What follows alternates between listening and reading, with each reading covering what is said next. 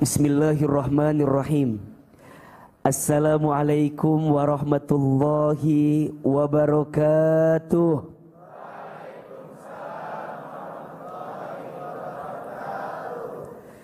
Apa kabar semuanya?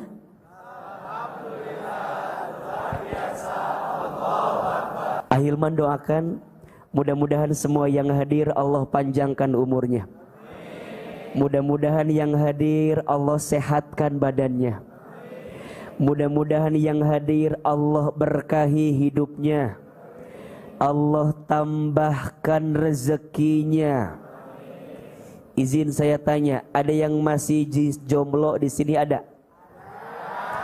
Yang belum nikah ada? Yang mana orangnya? Oh masih wajah yang sama ya. Tolong aminkan sama-sama, semoga yang belum nikah segera ketemu jodohnya.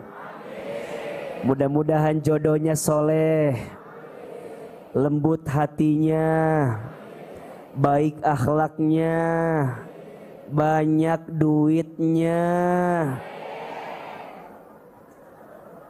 Agak kenceng aminnya barusan itu. Mudah-mudahan jodohnya tahu ilmu agama, kasep wajahnya, cantik wajahnya. Kok aminnya kurang kenceng? Anda agak kurang yakin ya? Nggak apa-apa, amin aja, betul? Minimal anaknya orang kaya, anak satu-satunya, bapaknya sudah tua, tanahnya banyak, punya penyakit jantung bapak nanti. Ya manungguan warisan kelihatannya nih. Alhamdulillah senang banget, bahagia banget setelah sekian purnama akhirnya bisa mengisi lagi di Teman Hijrah. Terima kasih Kang Rensu yang sudah mengawal setiap Sabtu untuk ngaji sama teman-teman semua. Sebenarnya tadi Ahilman sengaja masih nunggu istirahat di belakang karena hari ini Masya Allah jadwal kita ada 4 dari pagi dan semuanya nasihat pernikahan. Makanya Ahilman pakai bajunya kayak lagi ngisi nasihat pernikahan kan ya. Jadi pagi sampai sore tadi di Jakarta. Masya Allah tabarakallah, kalau ngisi nasihat pernikahan tuh suka inget jamaah Teman Hijrah gitu. Rada ngebatin dikit, ternyata masih banyak yang belum nikah. Betul? Ayo atau mau kapan? Kiamat sudah dekat. Soknya diseriusin, dinin yang di jendela nggak kelihatan. Iya. Ya. Oke. Eta mah ngipasin si eta atuh nggak bisa. Oke. Teman-teman sekalian, Ahilman tidak tahu pasti tapi rasa-rasanya kalau di kajian Teman Hijrah lebih banyak yang belum nikahnya daripada yang sudah nikahnya, betul? Kok rada nafsu gitu jawaban teh barusan. Apa sih biasanya yang membuat orang itu rasanya susah banget gitu ya untuk bisa menyegerakan pernikahan? Kadang-kadang sebenarnya yang bikin susah bukan keadaannya, tapi yang bikin susah biasanya harapan yang kita bangun dengan siapa dan seperti apa kita menikah. Betul apa betul? Maka mohon maaf ya, mulai hari ini mah gak usah banyak keinginan yang terlalu tinggi. Yang akhwat cukup minta sama Allah, ya Allah, hamba tuh pengen punya suami yang soleh, yang baik, yang pinter, yang kaya. Dah cukup segitu aja. Cuman 4 mintanya. Yang soleh, yang baik, yang pinter, yang kaya. Betul? Kenapa yang akhwat harus minta yang kaya? Iya. Karena cinta itu tidak buta. Cinta bisa membedakan mana yang warna merah, mana yang warna biru. Betul? Maka ini tantangan bagi para ikhwan, bagi para laki-laki. Antum ayo semangat bekerja, semangat belajar. Pada akhirnya yang good looking akan salah sama yang good reckoning. Serius. Betul? Dan teman-teman harus tahu, perempuan itu sangat suka dengan 3 R. R yang pertama skincare. Setuju? R yang kedua home care. Parabotan home care teh. Yang ketiga transfer. Satu apa? Skincare. 2 home care. 3 akhwat tolong jawab. Mana yang paling penting? Anda bisa mendengarkan seperti apa jeritan hati seorang istri itu ya. Makanya ayo bekerja yang serius, tunjukkan yang terbaik. Dan teman-teman gak usah takut. An-nikahu miftahu rizki. Nikah itu kuncinya rezeki. Nikah itu kuncinya rezeki. Orang sebelum nikah mungkin belum kelihatan seperti apa pintu rezekinya. Nanti dengan izin Allah setelah menikah Allah buka pintu rezekinya. Maka mohon maaf, jangan menghabiskan waktumu dengan orang yang selama ini bersama denganmu padahal dia belum tentu menjadi pasangan halalmu. Begitu banyak orang yang hari ini bersama sama orang yang belum tentu jadi halal, hanya nungguin jodoh orang lain aja. Dan itu tuh menyakitkan luar biasa. Makanya mohon maaf, jodoh itu bukan tentang siapa yang paling lama bersama, tapi jodoh itu tentang siapa yang paling bertahan paling lama bersama dengan kita. Status hari Sabtu malam Minggu itu tadi tuh. Bukan tentang siapa yang paling lama, tapi tentang siapa yang paling bertahan dengan kita. Maka mohon maaf, jangan ngukur sama orang yang AA. Aku tuh kenal banget sama dia. Dari balita aku tungguin AA. Dari sejak SD. SMP, SMA, mohon maaf. Kalau bukan jodohnya untuk kita, nggak akan pernah jadi milik kita, betul? Tapi ada orang yang barangkali belum kenal, baru ketemu sekali, hanya saling menatap di pengajian doang. Aku cuma lihat kepala dia nggak bisa diem kikiaan wae tah. Karena kan ngelihatnya dari belakang kan. Terus si eta tuh bisa cicing kepalanya. Hanya bisa melihat kepalanya dari belakang, Masya Allah. Rambutnya panjang. Ditanya nama kamu siapa? Nur katanya. Nur apa? Disebutin gak mau jawab, pas muka Nurdin katanya gitu. Jadi pokoknya mah tenang aja dalam hidup. Tapi harus punya target. Maka ada 3 istilah yang sering Ahilman sampaikan tuh. Ada yang namanya terserah, ada yang namanya menyerah, ada yang namanya berserah. Ada apa? Terserah, menyerah, berserah. Menurut teman-teman, terserah, menyerah, berserah sama apa beda? Di mana? Daripada liar jawab di situ gitu. Terserah, menyerah, berserah sama apa beda? Di mana bedanya? Di situ. Apa bedanya terserah, menyerah dengan berserah? Siapin kameranya. Buat status di TikTok. Cocok pakai lagunya Dawai. Insya Allah besok pagi itu biasanya tuh. Ada terserah, ada menyerah, ada berserah. Beda apa? Kalau terserah tidak punya tujuan. Kalau menyerah tidak ada.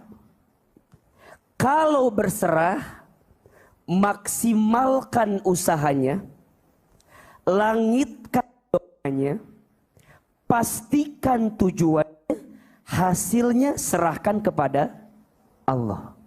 Jelas? Terserah tidak tujuan. Ada istilah let it flow aja. Pernah dengar kalimat itu? Ngaja. Tanya heula, kamana ngalirna? Lain main ngalir wae, ngalir teh kudu jelas, kudu punya tujuan. Maka siapapun hari ini yang sedang dekat dengan seseorang, tanya, Aa, mau dibawa kemana hubungan kita? Neng, kita tuh mau kayak gini-gini aja atau mau seperti apa? Tanya. Anda tuh manusia, Anda tuh butuh kepastian. Betul? Anda tuh bukan layang-layang yang bisa diterbangkan ke sana kemari. Anda tuh punya hati. Makanya kalau urusan hati jangan dibercandain. Bercanda. Kalau urusan hati jangan dibercandain, betul? Urusan hati itu butuhnya diseriusin. Betul apa betul? Maka jangan terserah. Anda harus punya tujuan. Karena orang yang terserah berarti tidak punya. Yang kedua, Anda juga tidak boleh menyerah. Menyerah itu artinya tidak ada usaha. Makanya AA paling gemes sama orang yang bikin status akan indah pada waktunya. Sok kayak nyiwit gitu. Usaha hente, ikhtiar hente, bergerak hente, statusnya akan indah pada waktunya. Besti hidup gak semudah itu. Semua butuh proses, betul apa enggak? Tapi itu butuh perjuangan. Maka mohon maaf, cinta itu enggak butuh hanya dengan kata-kata. Cinta itu butuh pengorbanan, butuh perjuangan. Dan itu menunjukkan keseriusan cintanya. Maka enggak boleh menyerah. Enggak boleh, udah aku mah ikutin takdir aja. Takdir itu akan berpihak kepada orang yang mau berusaha. Dan ingat, jodoh itu takdir mu'allaq, bukan takdir mubrom. Takdir itu ada dua. Satu takdir mubrom, dua takdir mu'allaq. Apa bedanya? Takdir mubrom itu takdir yang sepenuhnya hak prerogatif Allah. Gak bisa dirubah. Tidak melibatkan usaha manusia. Itu namanya takdir mubrom. Contoh, teman-teman gak bisa milih hidupnya di mana, lahirnya kapan, gak bisa. Matinya kapan, gak bisa. Teman-teman gak bisa bilang ini, aku mau mati itu mau pilih tanggal cantik aja, tanggal 10 bulan 10 tahun 2023 gitu misalnya. Gak bisa. Karena itu takdir mubrom, sesuatu yang gak bisa dirubah. Kita gak bisa milih orang tua kita siapa, gak bisa. Tapi ada yang kedua namanya takdir mu'allaq. Takdir yang bisa dirubah dengan melibatkan usaha manusia. Itu namanya takdir mu'allaq. Jodoh itu takdir mu'allaq. Harus dikejar, harus dijemput. Enggak bisa. Teman-teman bilang, ya udah jodoh enggak akan kemana. Iya, tapi kemana-mana. Udah nanti juga ada takdirnya. Iya, tapi harus dikejar dengan segala ikhtiar yang kita hadirkan. Nah, hasilnya seperti apa? Serahkan kepada siapa? Allah. Maka yang benar bukan terserah, bukan menyerah, tapi berserah. Betul? Maksimalkan usahanya, langitkan doanya, pastikan tujuannya, hasilnya serahkan kepada siapa? Allah. Termasuk izin ya. Tidak tahu pasti, tapi boleh jadi di antara kita yang hadir malam ini ada yang sedang hatinya, ada tidak? Yang sedang kecewa ada, yang patah hati ada, yang merasa semesta tidak mendukung ada. Ada ya di sini yang barangkali hari ini perasaannya sedang gundah gulana ada. Ada? Semua. Anda diam terus, kenapa? Anda punya masalah apa Anda? Diam gitu. Tadi Kang Rensu bilang ya, kita itu sedih boleh gak sih? Boleh gak? Boleh. Anda tuh manusia. Jadi kalau Anda sedih boleh. Berarti pertanda Anda itu masih manusia. Betul? Anda kecewa boleh. Berarti Anda itu manusia. Jangan sok merasa enggak kok kuat. Kalau sedih ya sedih nggak apa-apa. Kalau kecewa ya kecewa nggak apa-apa. Kalau gelisah ya gelisah nggak apa-apa. Sedih itu boleh, kecewa itu boleh, gelisah itu boleh. Yang tidak boleh berlebihan dalam kesedihan. Yang tidak boleh berlebihan dalam kekecewaan. Yang tidak boleh berlebihan dalam kegelisahan. Betul apa betul? Manusia memang tempatnya gelisah. Innal insana khuliqa halu'a. Surat Al-Ma'arij ayat 19. Sesungguhnya manusia itu diciptakan oleh Allah punya sifat keluh kesah. Mudah gelisah. Nah, pertanyaannya, kenapa ada orang yang gelisah? Kenapa ada orang yang sedih? Kenapa ada orang yang kecewa? Biasanya kecewa, gelisah, sedih itu karena tidak temunya antara harapan dan kenyataan. Betul? Berharapnya A, jadinya B. Maunya begini, jadinya begitu. Kecewa? Wajar. Tidak bertemunya harapan dan kenyataan. Sekarang saya tanya, kalau tidak bertemunya antara harapan dan kenyataan, kira-kira, mohon izin, kira-kira yang sering jadi masalah, kenyataannya atau harapannya? Ulangi ya. Yang bikin kita kecewa karena tidak bertemu antara harapan dan kenyataan. Biasanya yang jadi masalah sebenarnya kenyataannya atau harapannya. Teman-teman sayang, kenyataan itu adalah ketentuan yang Allah hadirkan, betul? Boleh jadi kenyataannya tak berpihak dengan kita karena kita terlalu membangun harapan sehingga kecewa dengan apa kenyataan yang datang kepada kita. Maka sering ini Ahilman sampaikan, kalau ada yang bilang, aku tuh disakiti sama orang itu. Shh, tidak ada yang menyakitimu. Kamu hanya tersakiti oleh harapanmu sendiri. Betul? Jadi yang bikin sakit itu siapa? Bukan keadaan, tapi kita. Kita berharap sama orang, kan gitu ya?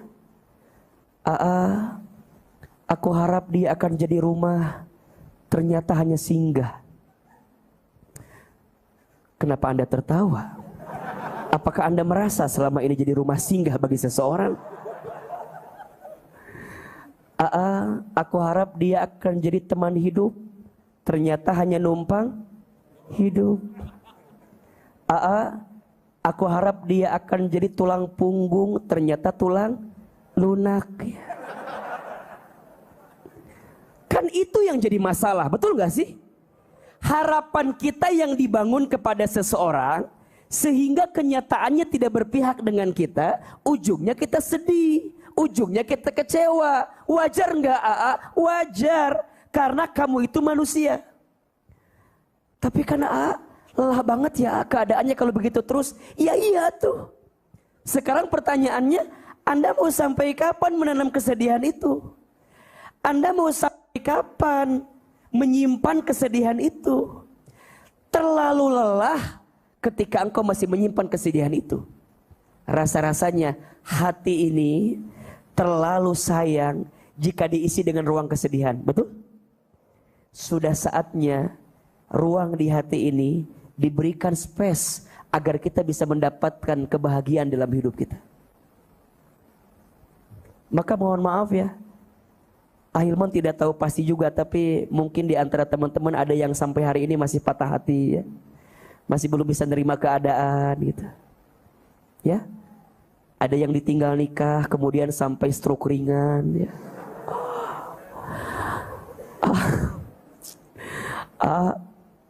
Aku tuh ya selepas putus sama dia jadi gak bisa makan apa-apa.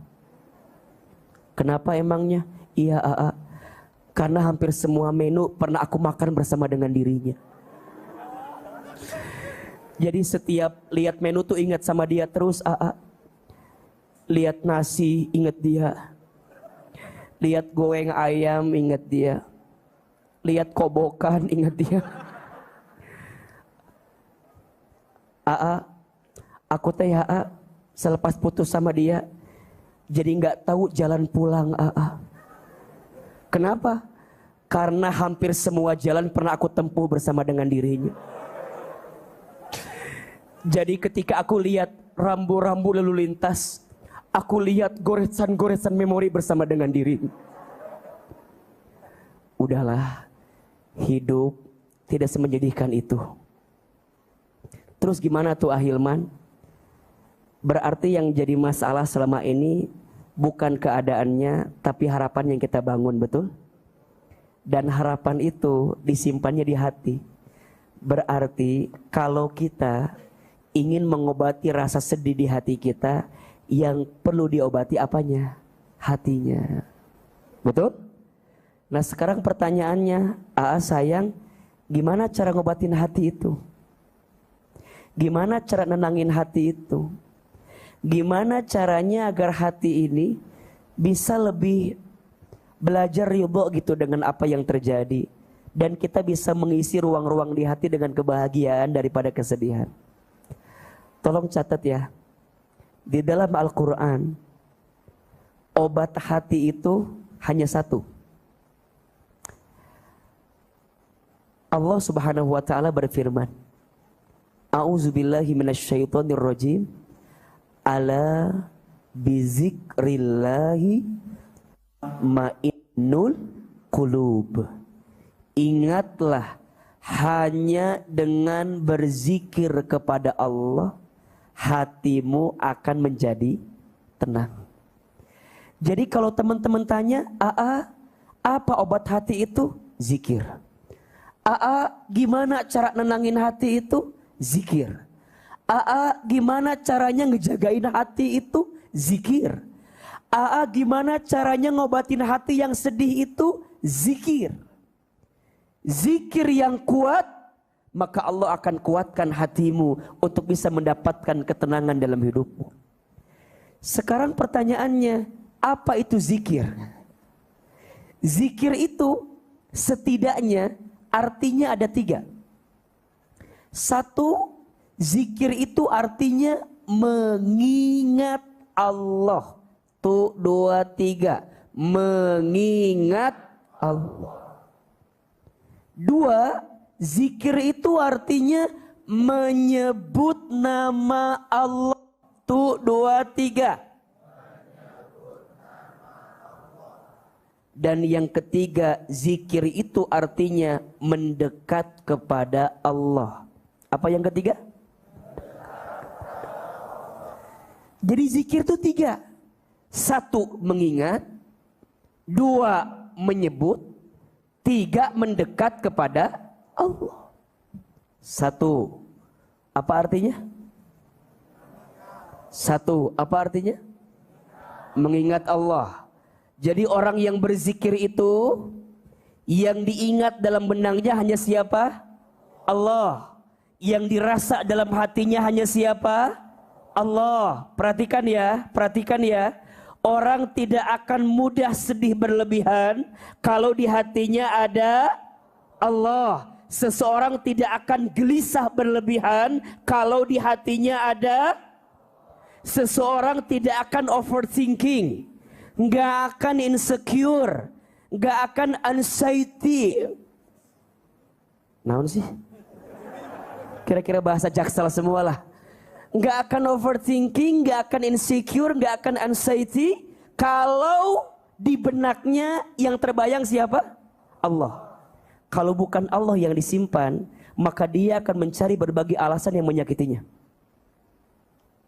Ahilman tanya, kalau teman-teman lagi dikasih masalah, yang lebih banyak diingat Allahnya atau masalahnya? Ayo, jujur. Kita dikasih masalah, yang lebih banyak diingat Allahnya atau masalahnya? Betul? Teman-teman ingetin masalah buat apa? Udah terjadi? Harusnya kan tidak terjadi? Udah. Harusnya kan dia nggak pergi ninggalin saya. Udah belum? Harusnya kan dia lebih peka. Enggak. Harusnya kan dia nikah sama saya. Kasihan. Dia udah nikah sama yang lain, betul nggak? Teman-teman seringkali mengungkapkan sesuatu yang sudah terjadi. Ini teh kayak ibarat begini, puntennya, punten. Ama paling suka kesel sama orang yang izin. Lagi ngumpul sama teman-teman yang lain. Tiba-tiba pas lagi ngumpul teh punten. Tiba-tiba ada bau yang tidak sedap. Apa yang keluar? Mohon maaf, buang angin, kentut, betul? Biasanya makin tidak terdengar makin bau itu. Tapi yang lucu, punten, suka masih ada yang nanya begini, siapa yang kentut? Siapa yang kentut? Mau tanya, buat apa? Coba dipikirin. Teman-teman lagi ngumpul, ada yang kentut, bau atau tidak? Udah kecium? Udah kita nikmati? Sudah kita rasakan? Terus saya mau nanya, ngapain nyari tahu siapa yang kentut? Perasaannya, kira-kira bakal ada yang jujur atau tidak? Enggak. Pertama, buang waktu. Yang kedua, mohon maaf, jadi biang dosa kalau kita nunjuk orang. Mana itu? Terus kalau udah ketahuan, memangnya penting buat kita? Emang baunya bisa keluar lagi? Kan gak bisa kan? Terus buat apa mencari siapa yang kentut? Kira-kira begitu filosofinya. Hari ini mah dibikin simpel aja. Kalau ada yang kentut, baunya kecium, udah syukuri aja, nikmati aja. Coba, itu kentut diizinkan sama siapa? Terjadi kehendak siapa? Teman-teman, hidung masih bisa mencium kentut, bagus atau tidak? Berarti kentutnya bagus. Hidungnya masih bagus kan? Karena ada kentut yang gak bau, ada. Malah hati-hati, kentut gak mau itu berpenyakit kadang-kadang tuh. Jadi kalau kentutnya bau,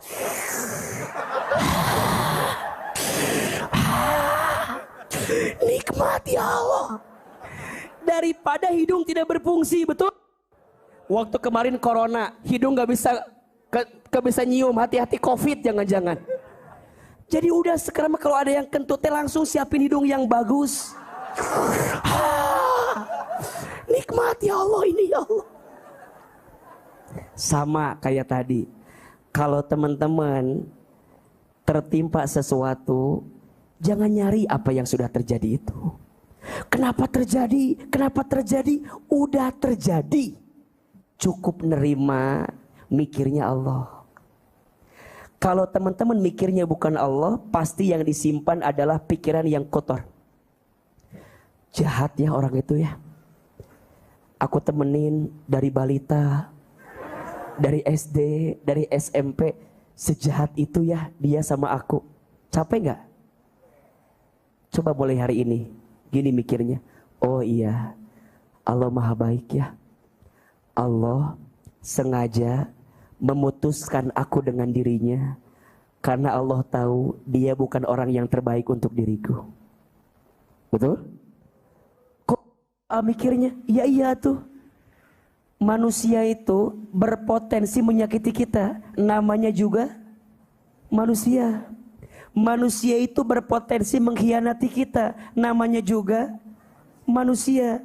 Manusia itu berpotensi menzolimi kita. Namanya juga manusia. Betul? Hanya ada satu zat yang tak akan pernah menyakiti kita. Hanya ada satu zat yang tak akan pernah mengkhianati kita. Hanya ada satu zat yang tak akan menzolimi kita. Siapa itu? Allah. Untuk apa teman-teman bersandar kepada sesuatu yang pasti menyakiti? Untuk apa teman-teman berharap kepada sesuatu yang pasti mengkhianati? Pensi untuk berharap kepada manusia. Sakit. Di mana sakitnya? Di dia. Sakit hati, pikirannya runyam. Udah mulai hari ini mah tutup. Ya Allah, makasih engkau bikin aku jadi sakit karena orang ini sengaja, karena Allah inginkan kita back to Allah, kembali kepada Allah. Mungkin selama ini dalam benak kita hilang Allahnya, karena selama ini kita sibuk dengan orang yang pergi meninggalkan kita. Betul? Sok gak usah jauh-jauh. Teman-teman, apa yang teman-teman tangisi selama ini? Punten, yang ditangisi orang yang pergi ninggalin kita, atau yang ditangisi dosa kita sama orang yang pergi ninggalin kita? Kan jarang yang nangis gara-gara dosa. Jarang yang mikir, ya Allah, saya tersedih bukan gara-gara apa, gara-gara dulu sering bikin dosa sama dia. Enggak pernah begitu. Yang ada hanyalah, ya Allah, aku tuh sama dia. Kesel ya Allah. Dan nemenin dia dari nol. Pom bensin kali ah. Aku tuh nemenin dia dari nggak punya apa-apa sampai dia jadi apa-apa. Liar sorangan. Gak usah semengkhawatirkan itu. Tidak ada yang sia-sia dengan perjuangan kita. Karena Allah pasti akan mengembalikan dengan yang lebih baik. Betul gak? Hanya benak kita yang terkunci dengan orang yang pergi ninggalin kita. Lebih baik menangisi dosa kita sama dia. Ya Allah, makasih ya, Engkau bikin aku putus sama dia. Ternyata mulai aku putus, aku gak bikin dosa lagi sama dia. Betul? Sok punten. Ada gak yang datang malam ini gara-gara putus cinta? Ada gak? Coba acungkan tangan. Yang gara-gara putus wasilahnya jadi ngaji. Ada gak? Ada. Ada gak? Ada gak yang datang ke sini gara-gara punya masalah? Ada. Datang gak ke sini? Ada gak yang begitu? Ada gak yang lagi galau, lagi patah hati, wasilahnya jadi ngaji? Ada tidak? Itu nikmat, teman-teman. Bisa menemukan titik di mana teman-teman menemukan kebaikan dari kejadian yang kita dapatkan itu. Kan dulu mah kebayang gak tuh malam minggu nggak pernah kebayang di masjid. Di mana? Di jembatan. Ningalikeun tol kahanapkan gitu kan. Kelong hitungan mobil hiji, 2, 3. Jembatan apa namanya itu? Jembatan Ceger. Nggak pernah kebayang ada di sini. Punten. Ada nggak yang baru pertama lihat Ahilman? Ada nggak? Coba acungkan tangan. Nah, ini kan korban-korban patah hati semua. Bisa datang sekarang teh, ya Allah. Ari baheula kemana aja, dulu kemana aja. Tapi kok Allah dibawa ke sini? Bagus atau tidak? Ini cara Allah mengingatkanmu. Kan dulu mah tuh kebayang. Kalau mau tidur, gak bisa tidur kalau gak telepon-teleponan, betul? Sekarang mah HP-nya sepi kan? Sepi gak? Emang dari dulu sepi Anda makan? Iya. Sepi. Dulu makan, ya Allah. Ustadz, ada satu fase di mana kita gak bisa tidur sebelum telepon-teleponan. Ada gak?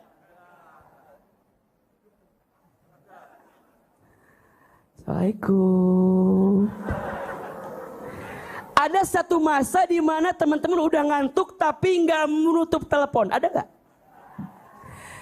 Kamu udah ngantuk belum? Udah sih, tapi aku masih kangen suara kamu. Ada fase-fase di situ. Ada nggak?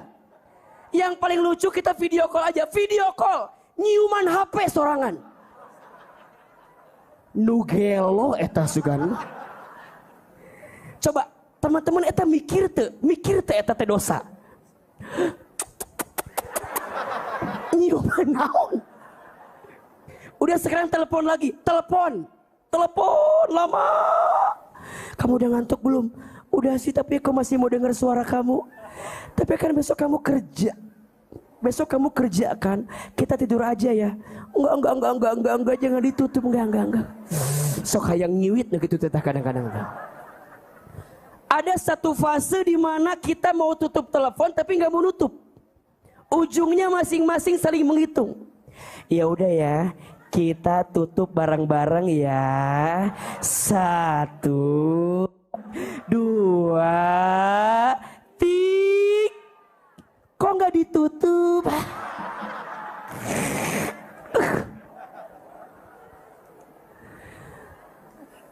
Punten, nanya dulu bisa begitu kita teh. Jijik nggak sih itu? lihat Agi geuleunya. Itu Anda melakukan sendiri. Anda kadang nyari tempat yang kosong, bener nggak? Laki-laki di pareuman lampuna, perumahan, tutup kunci, pas nelpon ada sinyal. Eta berjuang, keluar, datang ke kebon, karungitan, bentol di dieu tah. Kenapa Ahilman tahu? Juga bukan ngalamin ya, tapi memperhatikan ini. Coba semenjiwai itu berarti ngalamin gak kira-kira? Ini by true story ini kan. Dipikir-pikir, heunya akeun naon baheula dikikituan. Sampai pada masa teman-teman, iya ya Allah, ternyata Allah ngajak kita buat ingat sama Allah tuh. Dan kalau teman-teman udah mulai ingat, mulai dewasa, kan mulai tahu prioritas kan. Maka zikir itu mengingat Allah. Di hati kita gak ada yang lain. Hanya siapa? Hanya Allah. Maka mulai hari ini, orang yang di hatinya hanya ada Allah, apapun yang terjadi, selalu dia lihat kebaikannya. Apapun yang terjadi, selalu dia lihat hikmahnya. Maka sering Ahilman sampaikan, bersyukur itu bukan karena semuanya baik-baik saja, tapi bersyukur itu karena kita percaya selalu ada sisi baik di balik sesuatu yang kita anggap tidak baik. Betul? Teman-teman tahu kisahnya ibu Nabi Musa alaihissalam. Ketika ibunya Nabi Musa melahirkan Musa bayi, ibunya Nabi Musa ketakutan. Karena dulu setiap anak bayi laki-laki yang keluar pasti harus dibunuh. Maka ibunya Nabi Musa khawatir, gimana ya caranya biar nggak dibunuh. Saking cintanya kepada Nabi Musa. Maka diperintahkanlah oleh Allah untuk menghanyutkan bayinya agar tidak ketahuan. Singkat cerita, dihanyutkan itu bayinya, sampailah bayi itu ke istana Firaun. Lihat, yang akan membunuh siapa? Firaun. Dihanyutkan itu melalui sungai, ternyata nyampainya ke istana Firaun. Ketika ditemukan oleh Firaun, diambil oleh Firaun, Masya Allah, ternyata istrinya Firaun senang lihat bayinya Musa. Catat ini, istrinya Firaun senang sama bayinya Musa. Maka kata istrinya, wahai Firaun, ini anak lucu sekali. Bolehkah kita besarkan anak ini di istana kita? Apa kata Firaun? Enggak. Anak laki-laki harus dibunuh. Karena nanti khawatir mengambil tahtaku, mengambil jabatanku. Tapi kata istrinya, enggak. Ini anaknya lucu. Udahlah, sebentar aja tinggal di sini. Lihat. Teman-teman tahu Firaun? Kenal? Di mana kenalan Firaun dulu? Firaun jahat nggak? Firaun jahat nggak? Zolim nggak? Lucunya, sezolim-zolimnya Firaun tetap sayang sama istrinya. Halo?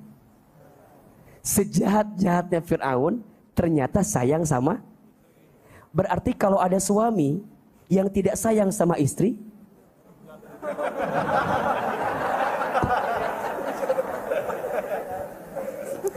maka istrinya minta Firaun, suamiku ini anak lucu sekali, tinggal di rumah kita saja.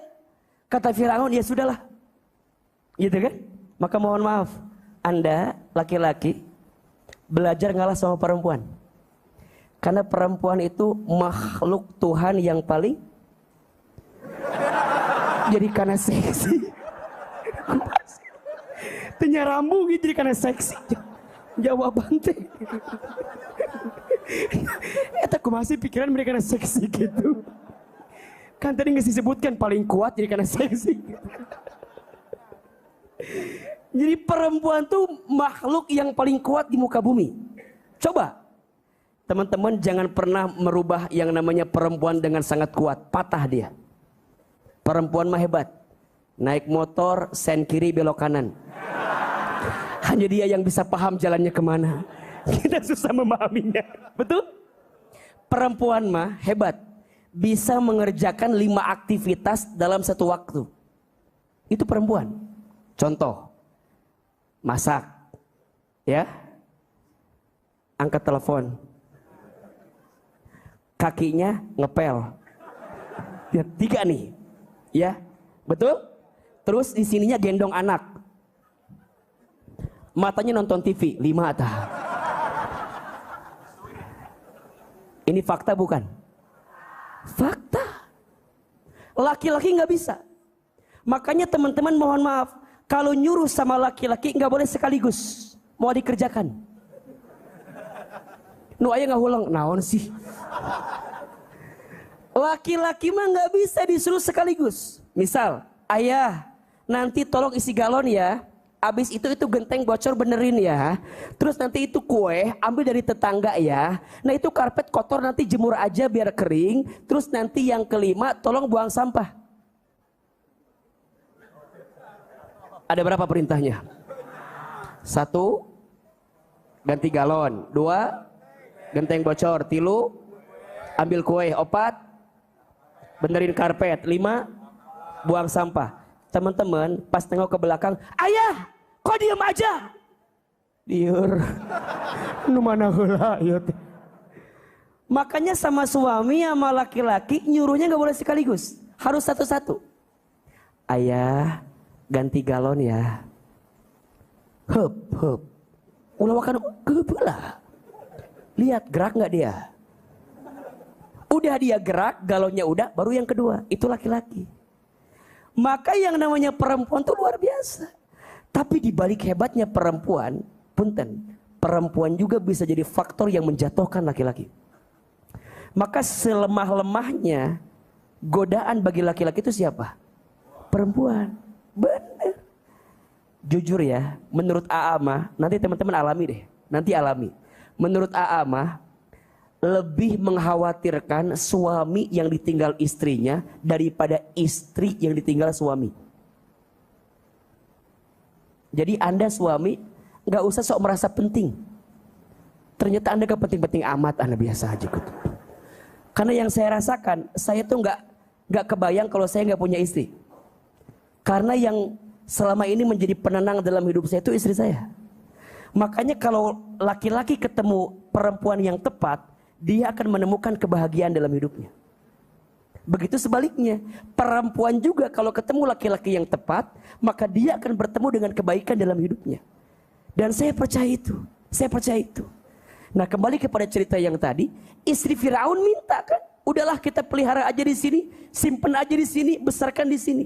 Ternyata diiyakan. Masya Allah, Musa tinggal di istana Firaun. Ternyata Musa nangis karena kehausan. Nangis. Dicarilah semua perempuan untuk nyusui siapa? Nabi Musa. Tapi tetap gak ada yang mau dan gak ada yang bisa menenangkan tangisan Musa. Sampai kemudian ketemulah seorang perempuan yang dengan air susunya mampu menenangkan Musa untuk tidak menangis lagi. Siapa perempuan itu? Ternyata ibunya sendiri dan Nabi Musa alaihissalam. Ini rumus. Waktu awal ibunya Nabi Musa ketakutan akan kehilangan Nabi Musa. Tapi saat beliau ingat ke Allah, sami'na wa ata'na ke Allah, belajar menerima ketentuan Allah bersama dengan kehendak Allah, maka ibunya Nabi Musa menyerahkan itu keadaannya kepada Allah. Dan ternyata Allah punya cara terbaik untuk mempersatukan dengan cara yang terbaik. Itulah hidup. Teman-teman, kadang sekarang kita bilang, ya Allah, kenapa begini? Nanti kita akan bilang, ya Allah, untung dulu begitu. Gimana kalimatnya? Dulu kita bilang, ya Allah, kenapa begini? Nanti kita bilang, ya Allah, untung dulu begitu. Apa rumusnya? Mengingat Allah. Kalau di benak kita ingatannya Allah, maka akan ada keajaiban-keajaiban dalam hikmah yang Allah titipkan kepada kita. Tugasnya ridho dulu, terima dulu. Teman-teman sedih, terima. Teman-teman sakit, terima. Teman-teman terluka, terima. Teman-teman ngerasa dizolimi, terima. Terima itu. Tapi saat menerima itu, kembalikan kepada siapa? Allah. Maka nanti yang kedua, menyebut nama Allah. Setidaknya ada 3. 1, zikir, ngucap. Subhanallah, walhamdulillah, wala ilaha illallah, wallahu akbar. Wabil khusus istighfar. Apa? Allah itu sangat mencintai orang yang sering beristighfar. Istighfar itu melembutkan hati. Istighfar itu menenangkan jiwa. Istighfar itu menghapuskan dosa. Istighfar itu mengundang kemudahan dari Allah. Istighfar, istighfar, istighfar. Ingat ya, sering Ahilman sampaikan. Kenapa Allah masih mengujimu? Kenapa Allah masih menguji orang beriman? Setidaknya 2 alasannya. 1, Allah sedang ingin menghapuskan dosamu. 2, Allah sedang ingin mengangkat derajatmu. Jadi kalau teman-teman ada yang bertanya, "Aa sayang, kenapa ya aku teh udah hijrah, tapi kok masalah tambah banyak? Aku teh udah berubah, tapi kok gelisahnya gak pernah hilang? Kok hidupnya makin rumit, makin sulit?" Shh, boleh jadi kesulitanmu setelah hijrah adalah cara Allah menghapuskan dosa-dosamu sebelum kamu hijrah dulu. Mungkin dulu kamu punya dosa, Allah bersihkan dengan semua ujian yang aku datangkan kepada kita. Maka mohon maaf ya. Mulai hari ini belajar nyebut nama Allah. Astagfirullah, astagfirullah, astagfirullah. Nyebut. 2, nyebut nama Allah itu perbanyak sholawat. Apa? Apalagi sekarang kita berada di bulan Rabiul Awal, bulan kelahirannya Nabi besar Muhammad sallallahu alaihi wasallam. Barang siapa yang bersalawat kepada Nabi 1 kali, maka Allah akan bersalawat kepadanya 10 kali. Barang siapa yang bersalawat kepada Nabi 1 kali, maka Allah akan bersalawat kepadanya 10 kali. Allah berikan rahmat 10 rahmatnya. Allah ampuni 10 kesalahannya. Hanya dengan membaca Allahumma sholli ala sayyidina Muhammad. Ayo perbanyak sholawat. Sholawat itu hati tenang. Sholawat itu hidup lapang. Sholawat itu pikiran cemerlang. Makanya dulu kata orang tua kita ya, kalau kamu punya hajat, diapain? Sholawatin, gitu kan? Kalau kamu punya harapan, sholawatin. Kalau kamu punya hajat, sholawatin. Kalau kamu punya keinginan, sholawatin. Betul? Kalau ada rumah yang bagus, tanya heula imah saha lain sholawat. Sholawat kan. Kalau ada seseorang yang menarik, deketin. Sholawatin, deketin, istighorohin, betul? Ta'arufin, sholawatin, dimudahin semua. Makanya sok sekarang mah daripada mengisi hari-hari kita dengan yang lain, mendingan sholawat. Karena ternyata sholawat itu adalah obat bagi jiwa yang bersedih. Dan sholawat itu juga adalah jalan keluar dari kebaikan. Yang ketiga, lisannya nyebut, baca Quran. Apa? Baca Quran. Teman-teman, Al-Quran itu obat hati. Kalau mau lebih nancap, belajar ya dari mulai sekarang, baca Quran dengan terjemahannya. Apa? Baca Quran dengan terjemahannya. Sok, Ahilman mau tanya. Yang ini tolong acungkan tangan. Siapa yang pernah khatam Al-Quran dengan terjemahannya? Kalau ada saya kasih hadiah haji. Ketemuan depan Ka'bah. Ketemuan. Enggak salah kan? Ketemuan di sana mau ya. Sok, mulai hari ini. Sok, ngacung sekarang. Siapa yang hafal Al-Fatihah? Ngacung atau hafal tuh, iya teh. Coba, siapa yang hafal Al-Fatihah? Oke. Siapa yang hafal Al-Fatihah dengan terjemahannya? Oke. Siapa yang hafal Al-Fatihah dengan tafsir-tafsirnya? Ngahulang kan? Sok ayo nama, baca dengan terjemahannya. Itu beda rasanya. Beda rasanya. Ketika teman-teman baca, iyyaka na'budu wa iyyaka nasta'in. Apa artinya? Hanya kepada Allah kami menyembah dan hanya kepada Allah kami meminta. Itu kan kalau dibahasakan dalam sekali. Ya Allah, ini hamba lagi diuji. Ya Allah, ini hamba lagi susah. Ya Allah, ini hamba lagi sulit. Ya Allah, hamba sholat. Kenapa? Hanya kepadamu hamba minta tolong. Dan hanya kepadamu hamba beribadah ini ya Allah. Menyembah. Maka beda rasanya. Sok mulai hari ini belajar baca Quran dengan terjemahannya.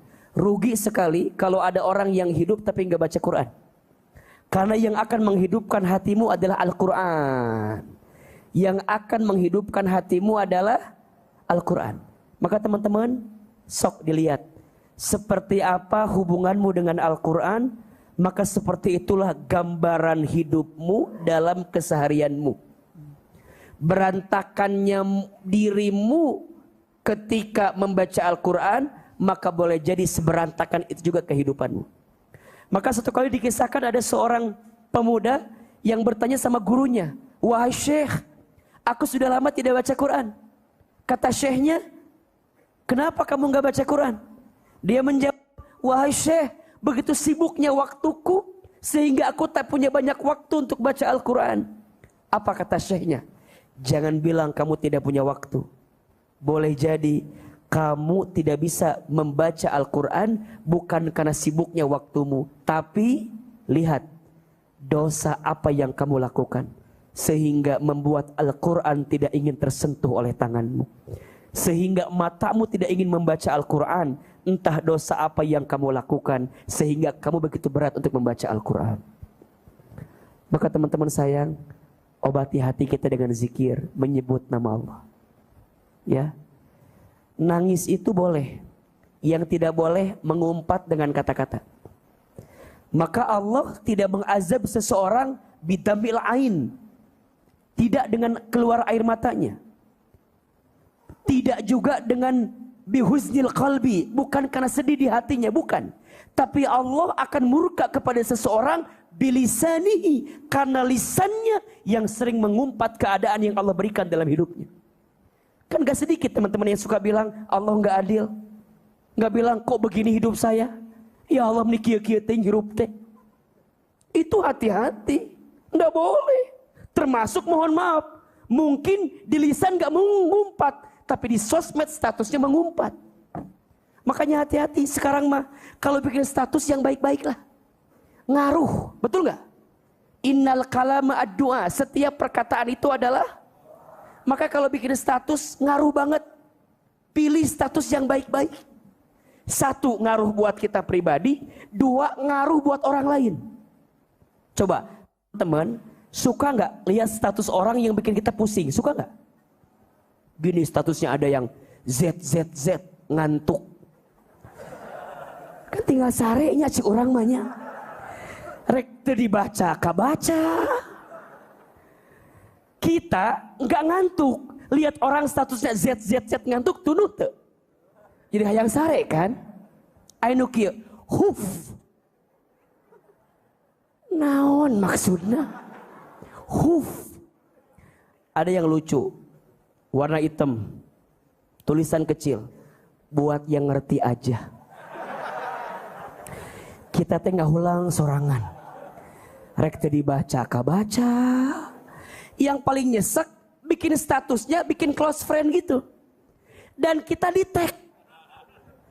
Apa gara-gara orang gitu kan? Apa salah saya? Kita teh nge-DM ke dia ngebalas. Besti, kamu kenapa? Cerita atuh. Dia teh bukan ngebalas, malah bikin status yang baru. Makasih buat yang ngertiin aku katanya gitu. Dia sok diri sorangan. Udah ayo nama. Bikin status yang baik-baik, bicara yang baik-baik, ngomong yang baik-baik, betul? Apalagi kalau lagi ngaji begini nih, ucapan yang baik-baik, duduk prasangka yang baik, duduk yang baik. Sok, teman-teman yang belum punya jodoh, bicara yang baik-baik. Ya Allah, yang kayak gitu ya Allah, yang kayak gitu ya Allah. Iya, yang kayak AA gitu ya Allah. AA mana? Kan banyak di sini teh. Ada Ahilman, ada Aishak. Tapi ulah inu kieu malah. Sing dijarauhkeun pahit gitu. Aya. Jadi yang baik-baik. Gak akan ada iri dengki kalau ucapannya baik, betul? Kata Imam Ghazali, lisan itu etalase hati. Jadi kalau mau lihat hatinya orang, lihat apanya? Lisannya. Kalau mau lihat selamatnya orang, lihat apa? Lisannya. Salamatul insan fi hifdil lisan. Selamatnya manusia itu tergantung apa? Lisannya. Maka mohon maaf ya, jauhi 3 teman yang punya sifat ini. Jauhi 3 teman yang punya sifat ini. 1, jauhi teman yang suka menyakitimu. Jauhi. Mulai hari ini fokus sama orang yang mencintaimu, jangan fokus sama orang yang membencimu. Apalagi yang menyakiti hatimu. Udah, skip. Lo, gue. 2, jauhi teman yang suka mematahkan harapanmu. Jauhi. Besti, gimana kalau aku senang sama dia? Ngaca banget maneh, ngaca. Nuk itu mah tinggalkan, mematahkan perasaan, bikin sakit. Ada orang yang bikin patah, ada nggak? Kita lagi sakit, dia jenguk kita, bagus sih. Tapi pas ngejenguk lagi lain ngedoakan, malah ngomong yang mematahkan kita. Bro, kamari aya tetangga orang siga maneh gering. Maneh gering gitu. Mualila 2 poe maot. Kergering. Dibilangkan maut, jauhi. Yang mematahkan harapanmu, jauhi. Dan yang ketiga, jauhi teman yang suka membicarakan aib orang lain di depanmu. Kenapa? Karena bisa jadi ketika engkau tidak bersama dengannya, dia akan membicarakanmu di belakangnya. Betul?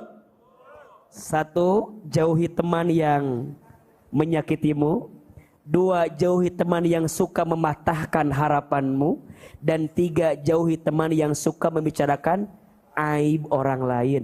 Karena bisa jadi di belakangmu dia akan membicara aib-aib dirimu. Jelas? Mulai hari ini isi lisan dengan kebaikan-kebaikan. Bersih hati. Mual iri dengki mual. Karena lisan itu etalase hati. Kalau kita masih suzon sama orang, hatinya berarti masih ada masalah, berarti lisannya belum terjaga dengan baik. Maka kata Nabi, man kana yu'minu billahi wal yaumil akhir falyaqul khairan aw liyasmut. Barang siapa yang beriman kepada Allah dan hari akhir, berkatalah yang baik atau diam. Dan yang ketiga, zikir itu artinya mendekat kepada Allah. Tolong jaga sholat. Apa? Ahilman kasih fasenya ya. Kalau teman-teman lagi dikasih masalah, lagi sedih, 1, ambil air wudhu. Setelah itu bentangkan sajadah, sholat 2 rakaat, doa sama Allah, ambil mushaf Al-Quran, baca. Setelah itu doa lagi. Setelah itu tidur. Ulangi ya. 1 apa? Ambil air wudhu. 2, bentangkan sajadah. Kalau laki-laki ke masjid. Laki-laki ke masjid. Kalau sedang punya masalah apapun ke masjid. Insya Allah di masjid mah sare.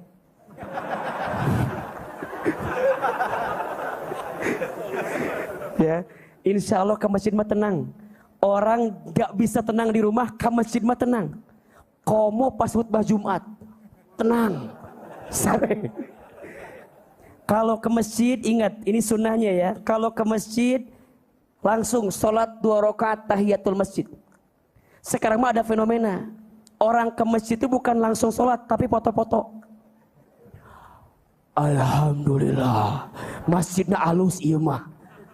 Mulai sekarang 2 rakaat. Dan kalau bisa, kalau masuk masjid, pilih tempat sholatnya yang beda-beda. Jangan ngaduk keluar di dinyo. Biar kita punya lahan-lahan tanah kita yang pernah kita jadikan tempat sujud. Yang nanti ketika kita kembali kepada Allah, setiap bumi yang jadi tempat sujud kita akan bersaksi kepada Allah Subhanahu wa taala. Maka sunnahnya, kalau sholat sunnah 2 rakaat ba'diyah, geser kan? Atau cari tempat yang lain. Itu hakikatnya agar kita bisa sholat di setiap tempat yang berbeda. Karena tempat yang berbeda itu akan jadi saksi untuk kita ketika nanti hari kiamat. Makanya sholat 2 rakaat. Ayo, yang akhwat sholat 2 rakaat. Yang ikhwan sholat 2 rakaat. Kalau mau lebih tajam, sholatnya di waktu sepertiga malam. Sholat tahajud. Dan kalau sholat tahajud, jangan ngejar cepatnya, jangan ngejar banyaknya, tapi ngejar tumakninahnya. Ulangi, jangan ngejar cepatnya, jangan ngejar banyaknya, tapi ngejar apa? Tumaninahnya. Apa itu tumaninah? Ngejar tenangnya. Makanya kata guru saya, Hilman, kalau kamu bangun di sepertiga malam, kamu sholat tahajud, misal 2 rakaat, sebelum kamu masuk 2 rakaat selanjutnya, istighfar dulu, doa dulu, zikir dulu. Kalau kamu punya harapan, doa di situ. Kalau kamu punya keinginan, minta di situ. Kalau kamu merasa banyak sesuatu yang sulit dalam dirimu, minta di situ agar Allah mudahkan. Nah, salah satunya apa? Istighfar. Allah mencintai orang yang banyak istighfar di waktu sahur. Wa fil asharihum yastaghfirun. Orang soleh itu di setiap waktu sahur dia beristighfar kepada Allah. Jadi jeda antara 2 rakaat dengan 2 rakaat selanjutnya isi dengan zikir, doa. Ayo, kalau mau nangis, nangis di situ. Kalau mau minta, minta di situ. Kalau mau berharap, berharap di situ. Itu ajaib, teman-teman. Nanti yang ikhwan, coba ya, rutinkan. Jangan kurang dari 40 hari. Rutinkan tahajud, tunggu saatnya. Akan ada kebaikan dan keajaiban yang Allah berikan dalam kehidupan antum. Jelas sampai di sini? 2 rakaat istighfar 100 kali. 2 rakaat istighfar 100 kali. Ngejar tumaninanya, minta di situ. Setelah itu doa. Catat 5 urutan doa. 1, memuji Allah. 2, merendahkan diri di hadapan Allah. Jadi kalau teman-teman doa, bilang, ya Allah, hamba lemah. Ya Allah, hamba tak punya daya upaya. Ya Allah, hamba banyak dosa. Ya Allah, hamba sering berbuat maksiat. Maka perhatikan ya, kalau teman-teman nyimak muhasabah Hilman tuh pasti di awal tuh pengakuan dosa dulu tuh. Ya Allah, maafkan mata kami jika sering melihat yang haram. Ya Allah, maafkan lisan kami jika sering bicara kotor. Itu tuh. Jadi Allah senang kepada hambanya yang suka merendahkan dirinya di hadapan Allah. Yang ketiga, baru sampaikan permintaan kita. Allah tuh suka sama hambanya yang suka minta. Suka. Jangan samakan antara Allah dengan manusia. Manusia itu makin banyak diminta makin kesel. Betul gak? Tapi Allah makin banyak diminta makin senang. Maka satu kali dikisahkan, malaikat Jibril itu pernah ngadu sama Allah tentang doanya orang soleh. Kata Jibril, ya Allah, ini ada hambamu yang soleh berdoa kepadamu, kabulkan doanya. Apa kata Allah? Wahai Jibril, biarkan hambaku yang soleh itu terus berdoa kepadaku. Kenapa? Karena aku rindu dan senang lirihan suaranya ketika berdoa. Karena kebiasaannya, mohon maaf, kita itu kalau doa udah dikabulkan, kadang-kadang gak doa lagi. Betul gak? Jadi kadang sengaja Allah belum mengabulkan doa kita, karena Allah inginkan kita terus berdoa kepada Allah. Yang keempat, setelah itu muji Allah lagi. Ya Allah, hamba sudah berdoa, Engkau yang maha tahu ya Allah. Engkau yang lebih paham mana yang terbaik. Nah, yang kelima, tawakal dengan apa yang kita lakukan. Ikhtiar. Jelas sampai di sini? Nah ini adab-adabnya tuh. Kuat. Maka setelah sholat, doa, buka mushaf Al-Quran. Kadang teman-teman begini, teman-teman sembarang aja, buka lembaran yang mana, sembarang, itu kadang-kadang langsung dipilihkan oleh Allah beberapa ayat yang akan jadi jawaban terhadap persoalan kita. Dan itu dahsyatnya. Nah kalau mau lebih kuat lagi, datang ke majelis ilmu. Harus punya guru, harus punya murabbi, harus punya pembimbing yang bisa mengarahkan hati untuk bisa makin dekat dengan Allah Subhanahu wa taala. Itulah cara kita mendekat kepada Allah. Maka hari ini teman-teman ngaji, ini mendekat ke Allah. Teman-teman datang taklim, ini mendekat kepada Allah. Yakinlah kalau kita udah mendekat kepada Allah, maka Allah akan berikan jawaban dari kesedihan yang kita rasakan. Zikir yang kuat. 1, mengingat Allah. 2, menyebut nama Allah. 3, mendekat kepada Allah. Jelas? Dan lakukan apa yang Allah cintai, maka Allah akan memudahkan setiap urusan yang kita inginkan. Saya ulangi.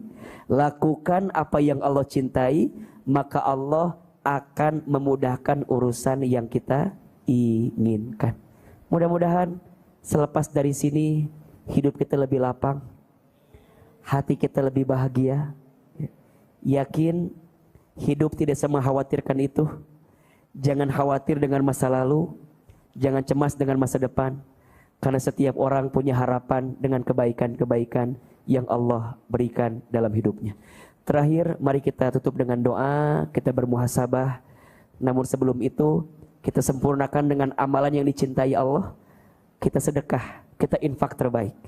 Insya Allah, infak kita niatkan untuk semua kebaikan-kebaikan kita.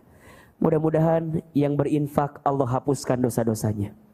Yang berinfak Allah kabulkan doa-doanya. Yang berinfak mudah-mudahan Allah masukkan ke dalam surganya.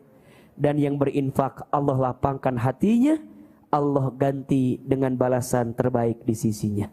Silakan teman-teman dibantu agar jamaah bisa berinfak dengan tenang, dengan nyaman. Ya Nabi salam alaika, ya Rasul salam salam alaika, ya Habib salam alaika, salawatullah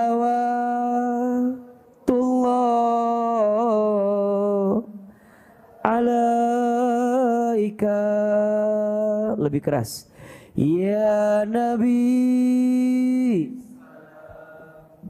alaika, ya Rasul salam salam alaika, ya Habib salam alaika, salawat alaika, ya Nabi salam alaika, ya Rasul salam salam alaika, ya Habib salam alaika, salawatullah alaika. Subhanallah walhamdulillah wala ilaha illallah wallahu akbar wala haula wala quwwata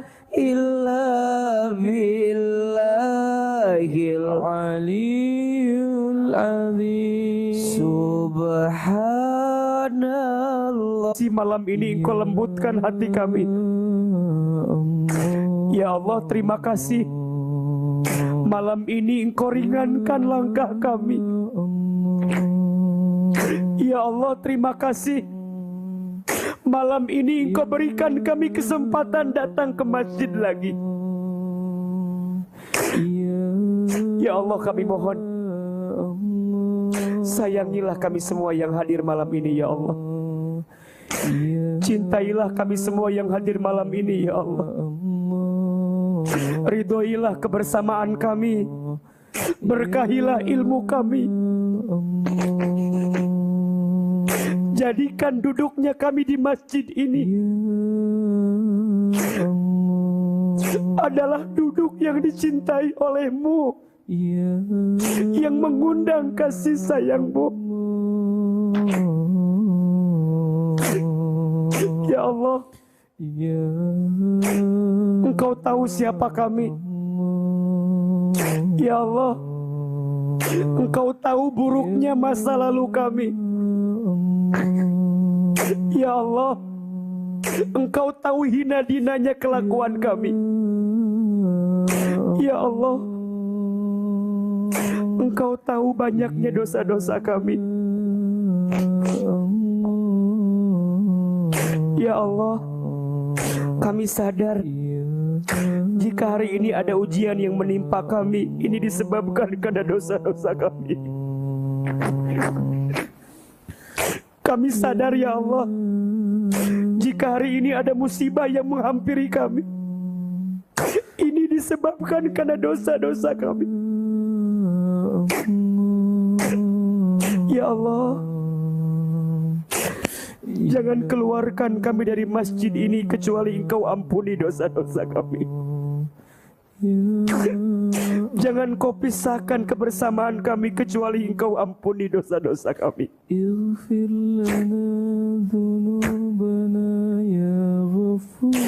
Teman-teman sayang, ayo belajar nginget dosa-dosa kita. Mata, ya Allah, ampuni mata kami jika sering melihat yang haram. Istighfar. Ya Allah, ampuni mata kami yang jarang baca Al-Quran. Istighfar. Ya Allah, ampuni lisan kami yang sering berkata kotor, sering berbohong, ingkar janji, fitnah, sering menghina orang lain, sering gibah, membicarakan aib kejelekan orang lain. Istighfar.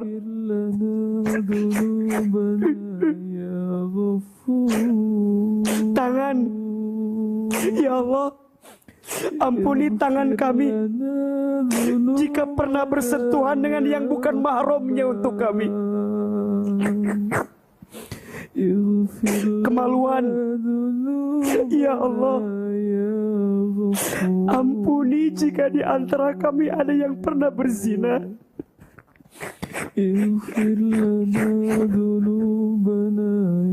Perut, ya Allah, ampuni jika perut kami pernah makan minum yang haram. Ya Allah, ampuni kami jika pernah mabuk minuman keras. Istighfar. Kaki, ya Allah, ampuni kaki kami jika pernah melangkah ke tempat maksiat. Istighfar. Allah, ampuni kami yang sering melalaikan sholat, pernah meninggalkan sholat. Ya Allah, ampuni kami jika pernah tidak berpuasa di bulan Ramadan.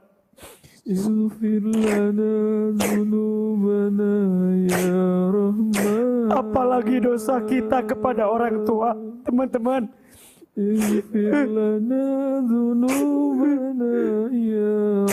Allah, ampuni dosa kami kepada bapak ibu kami, ayah mama kami. Ingat, dosa kepada orang tua itu siksanya disegerakan di dunia. Boleh jadi hidup kita sulit, rezeki kita sempit, urusan kita rumit, karena kita pernah menyakiti hati orang tua kita.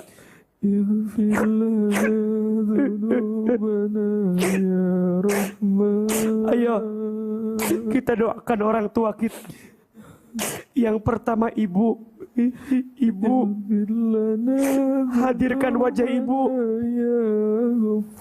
dekatkan wajah ibu, bayangkan wajah ibu. Lihat, itu ibu kita. Badannya sudah mulai sepuh, rambutnya sudah mulai memutih, badannya sudah mulai lelah.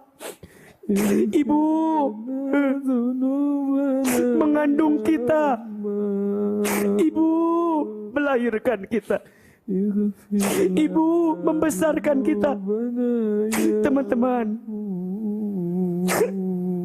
berapa kali kita menyakiti hati ibu kita? Berapa kali kita menggores luka di hati ibu kita? Berapa kali kita bilang membantah, marah? Berapa kali? Ya Allah, untuk ibu kami yang bernama, sebutkan namanya. Ya Allah, sayangi ibu kami sebagaimana ibu kami sayang kepada kami. Ya Allah, bahagiakan ibu kami. Ya Allah, berikan kemampuan untuk kami membahagiakan ibunda kami. Ayah, bapak, hadirkan wajah ayah kita. Lihat wajahnya. Lelah sekali, capek sekali. Ya Allah, maafkan kami yang pernah marah kepada ayah kami, pernah membentak ayah kami, sering melawan ayah kami, sering merasa paling benar dibanding ayah kami. Istighfar.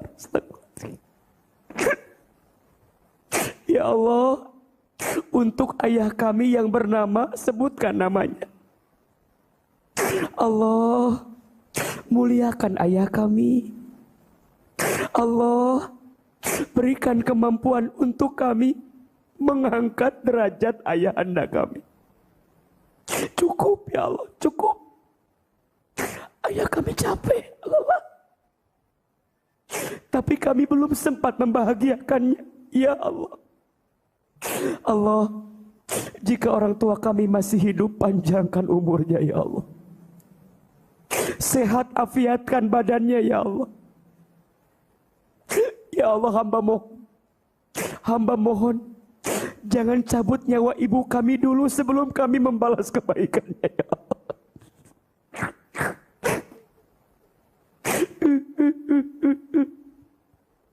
Ya Allah, jangan cabut nyawa ayahanda kami sebelum kami mengangkat derajat kebaikannya. Allah, berikan kami kemampuan untuk menghaji umrohkan ayah ibu kami ya Allah.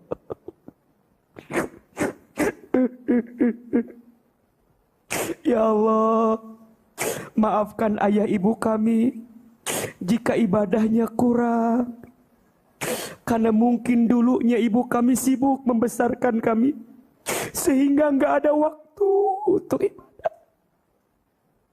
Allah, maafkan ayah ibu kami jika ilmunya kurang, jika selama ini ibu kami, ayah kami ilmunya kurang karena waktunya dihabiskan mengurus kami. Ya Allah, Jika orang tua kami ada yang telah wafat, lapangkan alam kuburnya. Terima iman Islamnya, ampuni dosa-dosanya. Ya Allah, titip salam rindu kami untuk orang tua kami di alam kubur, ya Allah. Jadikan kuburan orang tua kami raudhah min riyadil jannah. Kumpulkan kami bersama orang tua kami nanti di surga-Mu. Teman-teman, sekarang silahkan berdoa sesuai dengan masalahnya masing-masing. Yang lagi punya masalah, yang lagi sulit hidupnya, yang lagi kecewa, lagi gelisah, ayo berbisik sama Allah. Ya Allah, Allah Maha mendengar. Ayo, ya Allah, dengarkan doa-doa kami, ya Allah. Yang lagi patah hati, yang lagi sakit hati, minta sama Allah, ya Allah, sembuhkan hati ini, ya Allah.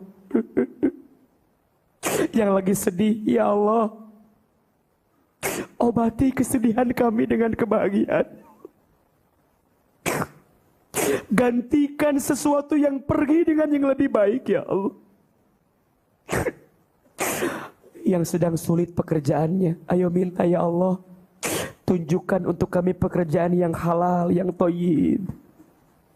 Yang sedang menanti jodoh, ya Allah, hadirkan untuk kami pasangan yang soleh, yang bisa membimbing kami dekat denganmu, yang bisa menemani kami semakin taat kepadamu. Ayo minta. Allah, Allah, Allah. Hamba yakin tidak ada masalah yang berat selama Engkau menolong kami, ya Allah. Tolong kami, bantu kami, temani kami, ya Allah. Ya Allah, jika ada yang sedang gelisah, tenangkan hatinya. Jika ada yang punya masalah, angkat masalahnya. Jika ada yang sedang sakit, sembuhkan penyakitnya. Jika ada yang sedang sulit, tunjukkan jalan keluarnya. Ya Allah, istiqomahkan kami dalam amal ibadah, ya Allah. Perbaiki hidup kami, ya Allah. Perbaiki sholat kami, ya Allah. Perbaiki bacaan Quran kami, ya Allah. Lembutkan hati kami, ya Allah. Ya Allah, kuatkan kami agar lebih tenang, agar lebih sabar, agar lebih ridho, agar lebih ikhlas.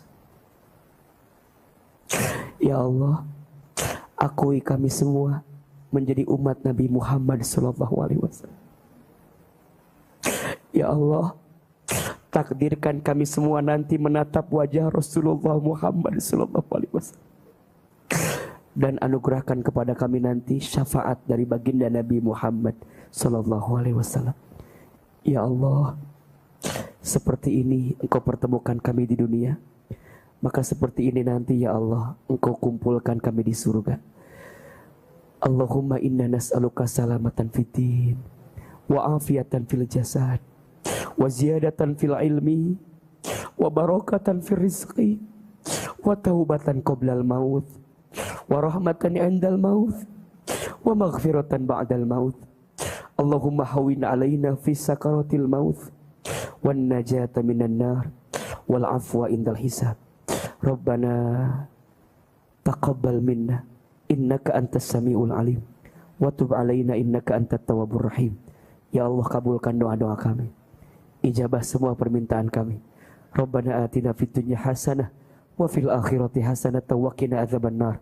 Subhana rabbika rabbil izzati amma yasifun, wa salamun alal mursalin walhamdulillahi rabbil alamin.